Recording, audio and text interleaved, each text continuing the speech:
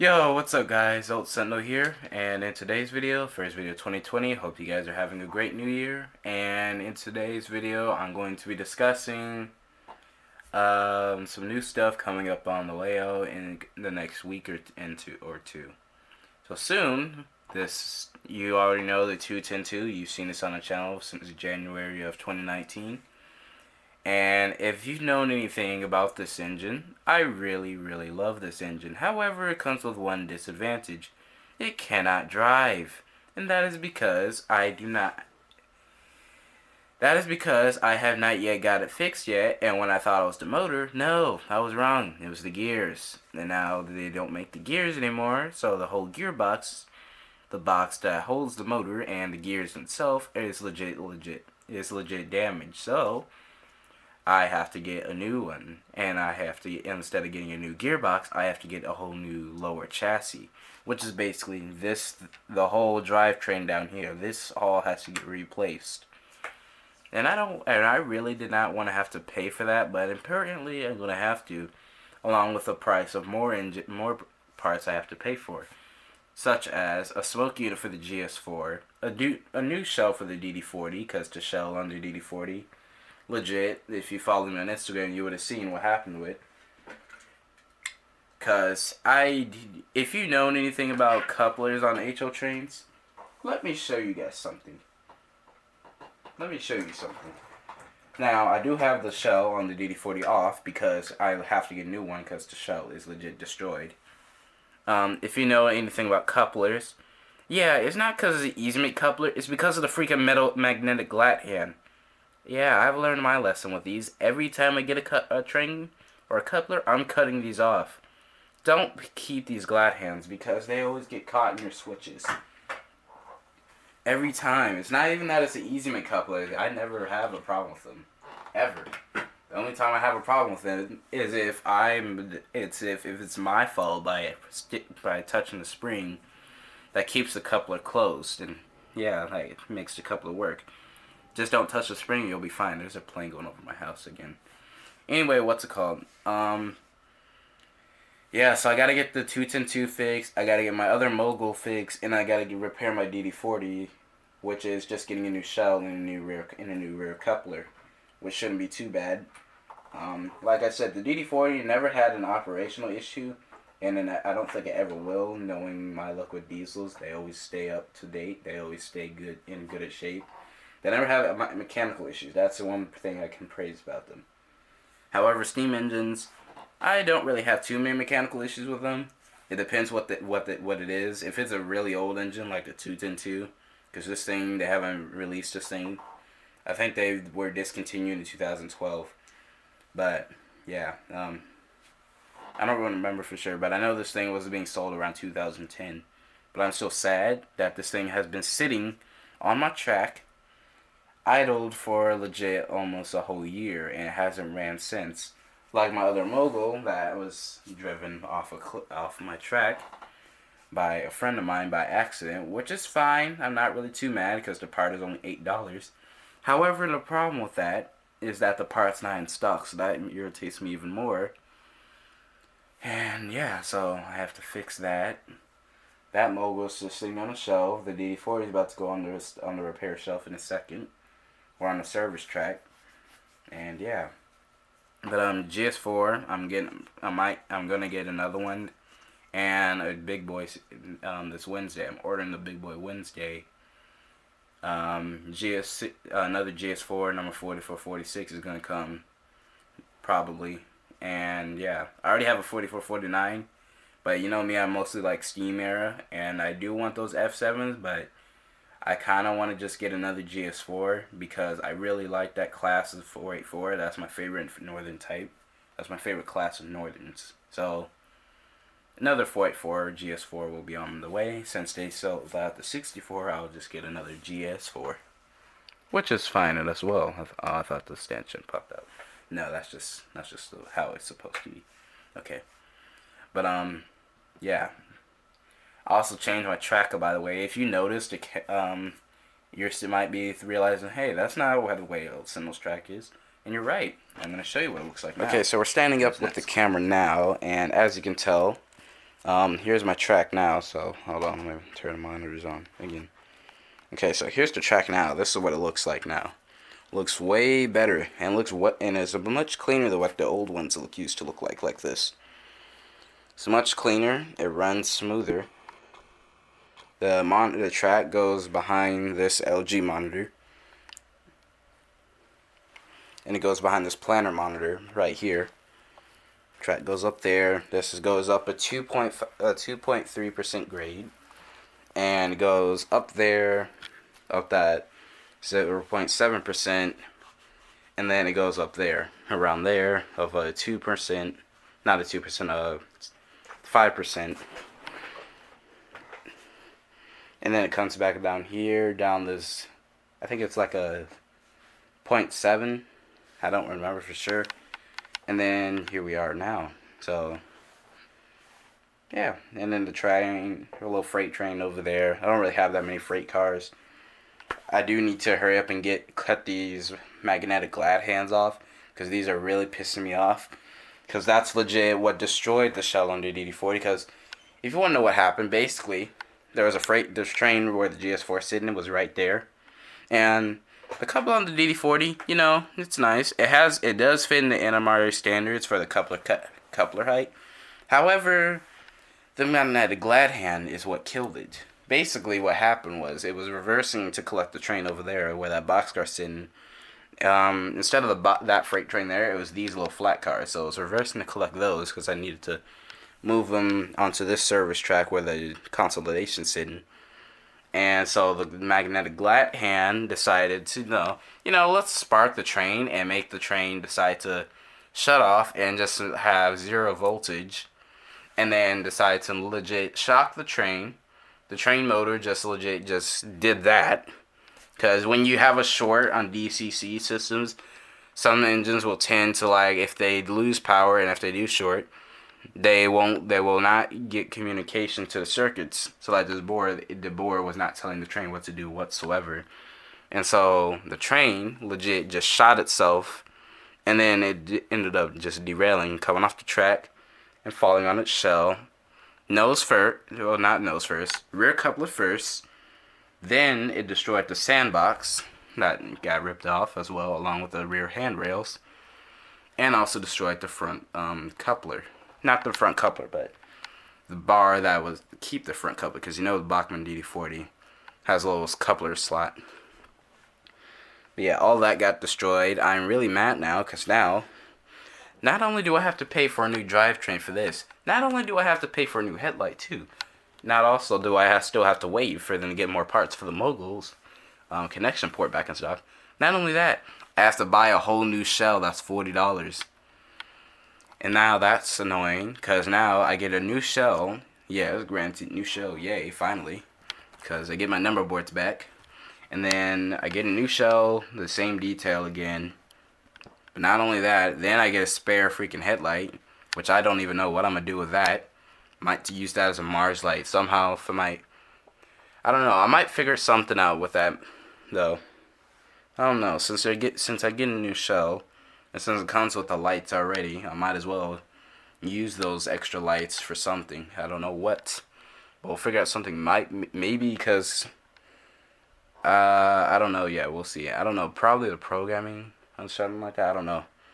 Actually, maybe because it comes with another one of these too, and it comes with another one of that light. So I might somehow try to figure out how to take the light off of that and put it in GS4 so that way the top beam can become brighter or something like that. I don't know. We'll figure something out. But upcoming engines. So Wednesday, as I don't know if you heard me already, Big Boy finally. This time we're not losing it. This time we are getting it. We're ordering a River Rossi Big Boy. Comes with the ESU Loc sound. Ordering it Wednesday. Don't know when it's going to arrive, though. But I'm ordering it Wednesday, so thank the Lord.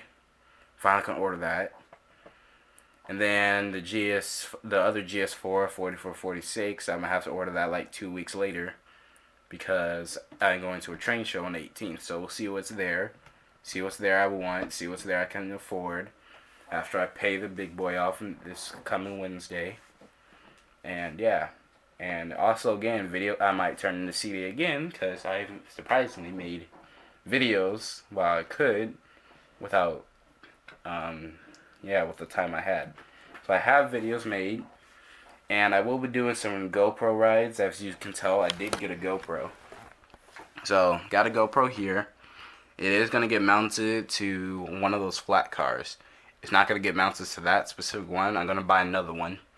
And it's going to get mounted to that, or it might get mounted or it's on a depressed car. On a depressed well car. And then it gets pulled around by the steam engines. Because I collect steam and steamer diesels mostly. As you can tell. I collect mostly, I like diesels, but I don't really care for them that much. But, when I do collect diesels, it's mostly like early diesels, like the Sharknose, the F3s, the F7s, the gas turbines, the DD40s, the DD35s, those type of diesels. Now, granted, the DD40s and DD35s, those are built in like 1960, I think 1969 or 1961, I don't remember for sure. They were built sometime during the early or late 1960s. They're in the 1960s. Let's just go with that. I don't really remember their build date in 6900. Anyway, that's the case. I will be doing a review on the big boy when it does arrive here. So finally, that's an engine scratched off my bucket list. But can we get a rip in the chat for Union Pacific 3985, the Challenger? I am really, really sad and pissed at the same time. But it's good to see a soldier go. But I really don't want to see that Challenger go into retirement, but apparently, as of January 2nd, 2020, it has been officially retired from the Union Pacific roster. So lives on the legacy of that in the Cheyenne Roundhouse. I am sad though. I really did not want to see that go. Now, if only Union Pacific watching this video, probably not because I am a shitty channel. If Union Pacific, if you are watching, I'll take the challenge off your hands and restore it myself. I'll do that myself. 2020 hashtag Oatsino, hashtag 3985, hashtag restoration.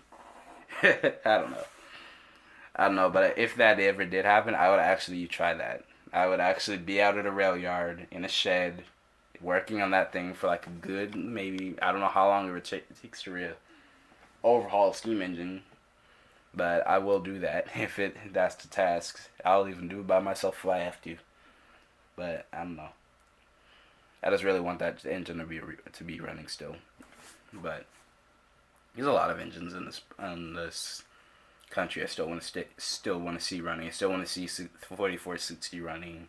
I want to see 1218 running, 2156 running, 4294 running, the 3985 running again. Number 18 or 26 running. I still want to see the gas turbine in action still. I still want to see that. We don't really have too much footage of those anymore, but we still got some.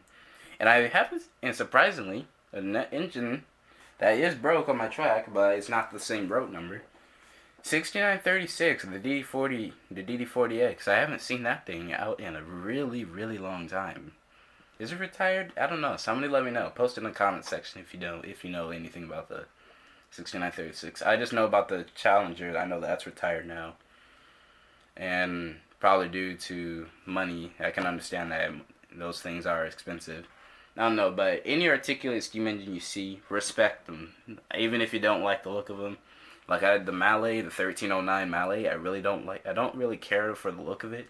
But respect them anyway because rare articulated surviving, they might not be running, but if they're still alive, that is just respect them anyway because surviving articulateds are incredibly rare, and so as much as history as those things have put out onto our line into this country or into life in general, because you don't see those anymore. You really don't. You don't only see. You know what you only see? You see that. Yeah, you don't really see. You don't see steam. You don't see this as much anymore. You don't see this. You don't see these anymore. You know what you see? You see that. Yeah, you see those. You see these. Granted, this is disassembled because legit, it needs a new shell. Literally, the whole thing is destroyed. The sand freaking Handles were ripped off. Sanding box was ripped off. I probably could glue it back together, but considering how much was ripped off, this is how much was ripped off. The real handrails, the sandbox. Yeah, magnetic glad hand. This is the glad hand that got ripped off. Here's the coupler itself that got destroyed on impact because the freaking glad hand decided to clip the switch. Legit, backing up through the switch. Oh, I'm just going to go through the switch. It got caught in the freaking switch eye. It got caught there. Like right here. Like right there. It got caught right here where my finger is. And it just derailed because it was going like, I think it was going like 16 speed steps backwards, which isn't really the quickest thing in the world. That's reasonably quick for reverse. That's like average reverse speed. For on my easy command, I do need. If somebody knows how to do CVs on this, let me know because I do need to know how to do that. But anyway, just did that, killed itself, and yeah. And then like I say, here's the coupler. If you want to see what the rest of the coupler looks like, I'll try to find it. The other part, literally is really easy to disassemble a knuckle coupler on the HO train, but I don't recommend doing that because you'll have a tough pain putting it back together. I have done that before. Take it apart, put it back together. I know how to do it. I don't like doing it. That's the problem. I just need to get me some dikes or some wire cutters and start going on everything I have and start clipping them off. The only engine I don't think I'll clip them off is the 4440. No, I do need to clip that off. I'm gonna clip that off anyway. I don't know. I can see one day the 4449 is going over a switch and it's just gonna freaking just crep. It's just gonna freaking like. It's probably gonna do something like this. Hold on, let me disconnect the tender of this real quick. I can see the 4490. This has happened to the 2491 as well. I could see it just going, and it could just do like that and derail and probably just cause a whole power shortage. Which also can cause a fire. Make sure your trains, if you have a train derailed and it's causing a short, make sure you clean that up very quickly because that can cause a fire, and that has actually happened to me before. It wasn't any of these engines. It was a 060 switcher that I had. It was a 060 switcher and a SW1500 from Athearn. It was one of the blue box models. And it was like a really old Bachmann Plus 060 switcher engine that I had. It was like a Santa Fe engine, I'm pretty sure. Yeah, glad hand freaking shorted, and then I just saw a bunch of sparks and it caught some wood on fire. And that happened a really long time ago. And at one point, where it got, I went to go grab a fire extinguisher for my, well, not a fire extinguisher. I went to go, a fire extinguisher. And then I just saw legit like the freaking Back to the Future. The rail, one rail was on fire, the other rail was on fire. It was like parallel fire rails. Good thing the track was. Good thing it was only going for like maybe 2 minutes, or else the whole track would have been legit fried.